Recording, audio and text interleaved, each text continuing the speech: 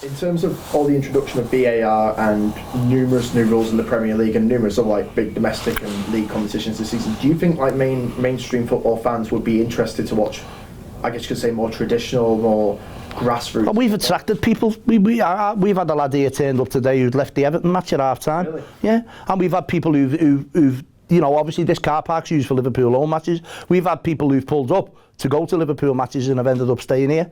We've had people from Australia, we've had people from Belfast, we've had people from Dublin, you know, and that's non-league is becoming more attractive. Is that because of VAR, do you think? No, I don't necessarily think it's because of VAR, but I think it's got something to do with the amount of money involved in the game at the top level, you know what I mean? And people kind of want a little bit different. I mean, obviously City and Liverpool were set up because of that. Yeah. And FC Manchester, you know, FC United was set up, and Salford and those kind of teams. So non-league is becoming more attractive to people.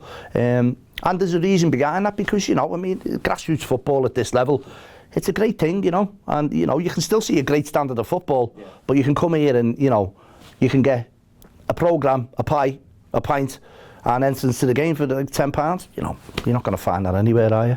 Do you think maybe it could also expand into mainstream, like, media corporations? So like, we've got BT who obviously cover a lot of like conference and those kind of things, but could it I'm surprised it hasn't, to be honest with you, because I mean, you look at TalkSport, there's a lad who writes for it or who reports for TalkSport called Tony Incenzo, and he's what's commonly known as a groundhopper. You know, one of his things is visiting grounds, and I'm really surprised that grassroots football hasn't been picked up. It still surprises me to this day that there isn't a football show. I think it's something that will end up on the horizon. You know, I think that there's a definite gap in the market there for putting that kind of coverage on any local national news channel. You know, you look at the amount of different leagues. You know, you've got the Northern League, the EBAC Northern League, the Bet Victor, the Isthmian League, all these leagues up and down the country. You know, the non-league paper which comes out of a Sunday, could you imagine that in a digital format on the television? I'd watch it, you know, I'd watch it before match of the day. Do you think that a lot of the stereotypes that most football fans apply towards the non-league still stands though? So like, you've got, you know, like your plumbers and your pub workers, you know, kicking the ball about. People thinking they... Well, that might be to a certain extent, but you only have to take one step up and you've got full-time football. You know, we had a lad who played for us called Ben Garrity, who now plays for Warrington Town, you know, and he's a full-time professional.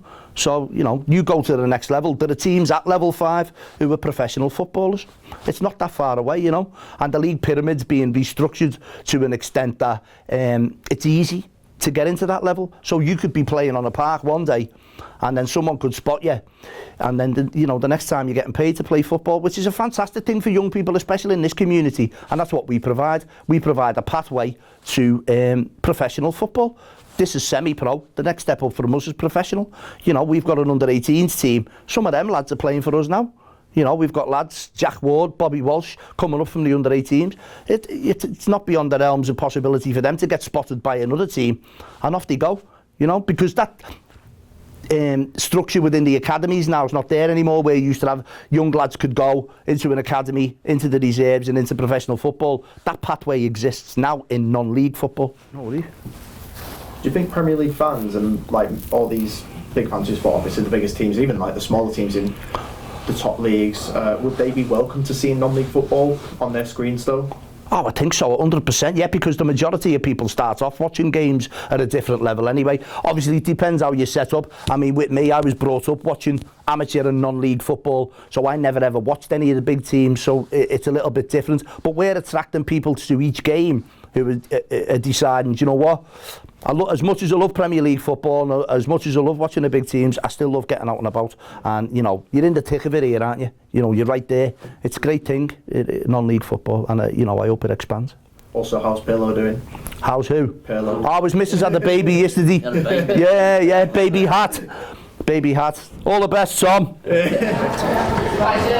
So with the introduction of VAR and numerous TV deals in the Premier League and other big domestic leagues, would football fans really want to see more non-league football on their TV screens? I don't know. My gut feeling is there's so much football around at the moment. You know, is there going to be the appetite to actually watch non-league games? I mean, great for those who really follow the game, but my own feeling is actually that, I mean, almost the beauty of non-league is that it's a chance for the fans to actually get down there, high ticket prices in the Premier League. It's a chance for them to sort of latch on to their own club. So I'm wondering whether there would be that actual key demand in numbers, to attract advertisers. And it just seems to me that the non-league game is perhaps more, for want of a better word, recreational, and the chance for fans to really get down there and feel closely associated to the club. But maybe as a highlights package, that's something that could work. But the way that technology is now, and having specialised channels